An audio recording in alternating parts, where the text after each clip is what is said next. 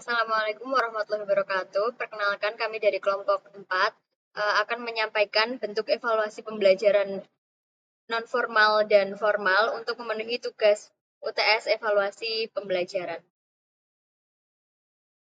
Untuk kelompok kami ada saya sendiri yaitu Alfadita Rahmawati dengan NIM K1522005, kemudian ada Fatahillah Salahuddin Ma'ruf dengan NIM K1522037 dan Devia Indriani dengan NIM K1522023. Yang pertama yaitu bentuk evaluasi formal dengan Sekolah SMK Negeri 1 Dayun, mata pelajaran APL PIG, kelas 11 DPIB semester ganjil. Dan untuk materinya yaitu gambar konstruksi bangunan sederhana.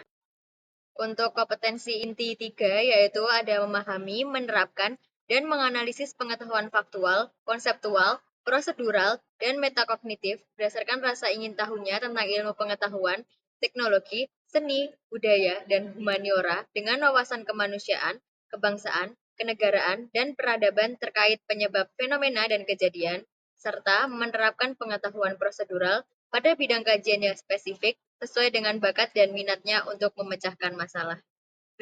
Kompetensi inti berikutnya yaitu kompetensi inti 4, yaitu mengolah, menalar, dan menyaji dalam ranah konkret dan ranah abstrak terkait dengan pengembangan dari yang dipelajari di sekolah secara mandiri, bertindak secara efektif dan kreatif, serta mampu menggunakan metode sesuai kaidah keilmuan.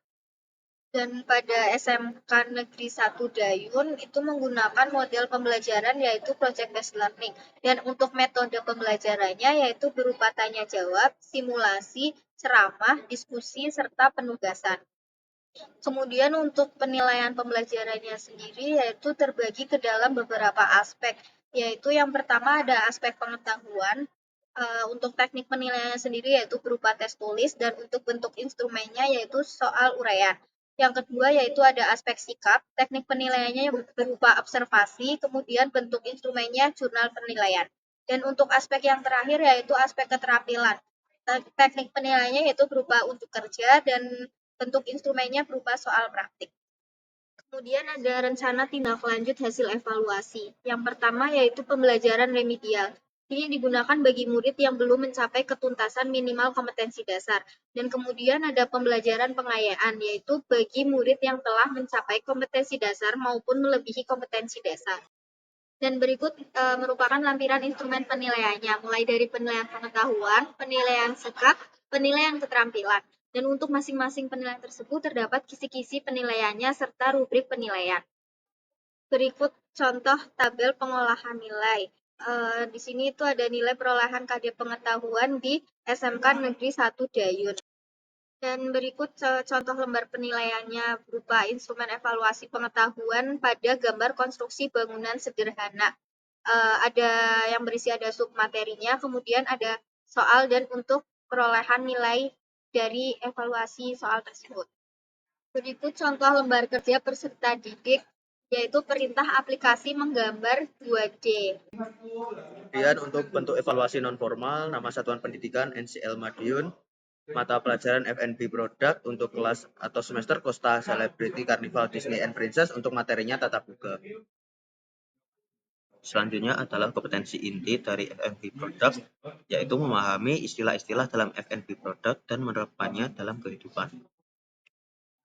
Untuk tujuan pembelajarannya, yaitu siswa mampu memahami pengertian resep, kemudian memahami cara penulisan resep dengan benar, dan yang terakhir menyebutkan metode-metode masak yang tepat.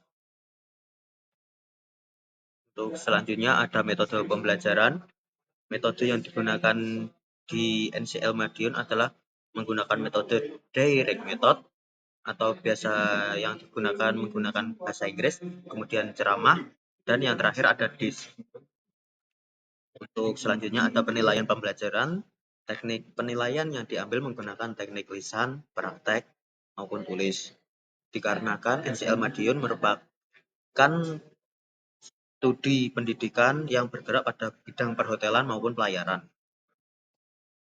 Untuk kesimpulannya, yaitu bentuk evaluasi yang dilakukan pada lembaga pendidikan formal berupa pemberian tes tulis maupun penugasan, sedangkan pada pendidikan non-formal, bentuk evaluasinya berupa tes tulis, lesan, namun dominan penilaian dari praktik.